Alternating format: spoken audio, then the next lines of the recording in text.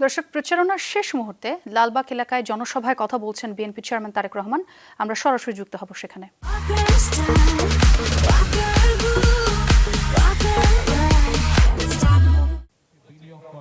উত্তরে তারা আমাকে বলেছে যে ইনশাআল্লাহ বিএনপি যদি সরকার গঠন করতে সক্ষম হয়, আমরা আমাদের দেশের বিনিয়োগকারীদেরকে বাংলাদেশে নিয়ে আসবো। তারা এখানে বিনিয়োগ করবে, মিল ফ্যাক্টরি করবে, তার ফলে বাংলাদেশের তরুণ যুবকদের কর্মসংস্থানের ব্যবস্থা হবে। বাংলাদেশের বেকারত্বের অভিশাপ থেকে আমাদের দেশের তরুণরা, যুবকরা বেরিয়ে আসতে পারবে। প্রিয় ভাই বোনেরা, শুধু তাই নয়, আমরা পরিকল্পনা গ্রহণ করেছি যে বিদেশি বিনিয়োগকারীরা যেমন আসবে, ঠিক একইভাবে আমরা আমাদের দেশে বিভিন্ন প্রশিক্ষণ সেন্টার বলেন, বিভিন্ন ভোকেশনাল ইনস্টিটিউট বলেন, বিভিন্ন টেকনিক্যাল ইনস্টিটিউট বলেন, এইগুলো আমরা বাংলাদেশের সকল জায়গায় প্রতিষ্ঠিত করব, যাতে করে আমাদের ছেলে মেয়েরা দক্ষ নাগরিক হিসাবে গড়ে উঠতে পারে, দক্ষতা নিয়ে তারা যাতে বেড়ে উঠতে পারে, এবং তার ফলে যেটি হবে, তারা দেশেই তাদের কর্মসংস্থানের ব্যবস্থা করতে পারবে।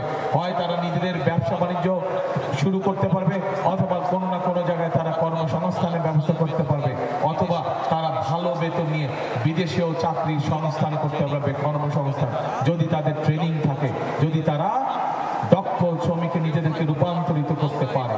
প্রিয় ভাই বোনেরা, আমরা এটাও সিদ্ধান্ত নিয়েছি যে আগামীবার ইনশাআল্লাহ বিএনপি সরকার গঠন করলে পরে আমাদের যে সকল ভাই বোনেরা ট্রেনিং এর মাধ্যমে দক্ষ শ্রমিকে রূপান্তরিত হবে, তারা যখন বিদেশ যাবে, যদি তাদের অর্থ সংকট হয়, তাহলে যেন তাদেরকে জমি বিক্রি করতে না হয়, বাপ দাদার জমি যাতে বিক্রি করতে না হয়, সেই জন্য আমরা তাদেরকে বিদেশ যাওয়ার জন্য তাদেরকে আমরা সরকার থেকে ঋণ প্রদান করব।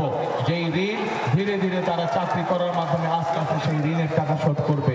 প্রিয় ভাই বোনেরা, আমরা দেশের মানুষের একটি বড় সমস্যা আছে চিকিৎসা সমস্যা।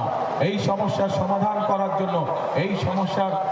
করার জন্য আমরা সিদ্ধান্ত গ্রহণ করছি যে সারা বাংলাদেশে, শহরে এবং গ্রামে, সব মিলিয়ে সারা বাংলাদেশে আমরা 1 লক্ষ স্বাস্থ্য কর্মী নিয়োগ দিব।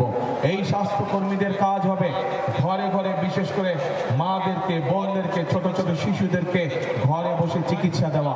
যদি ছোটখাটো অসুখ হয়, যার জন্য হাসপাতালে আসার প্রয়োজন হবে না, সেই সকল অসুখ বিসুখের চিকিৎসা আমাদের এই স্বাস্থ্যকর্মীরা মা বোনদেরকে এবং শিশুদেরকে ঘরে ঘরে সেই স্বাস্থ্য সেবা পৌঁছে দিতে পারে যেন।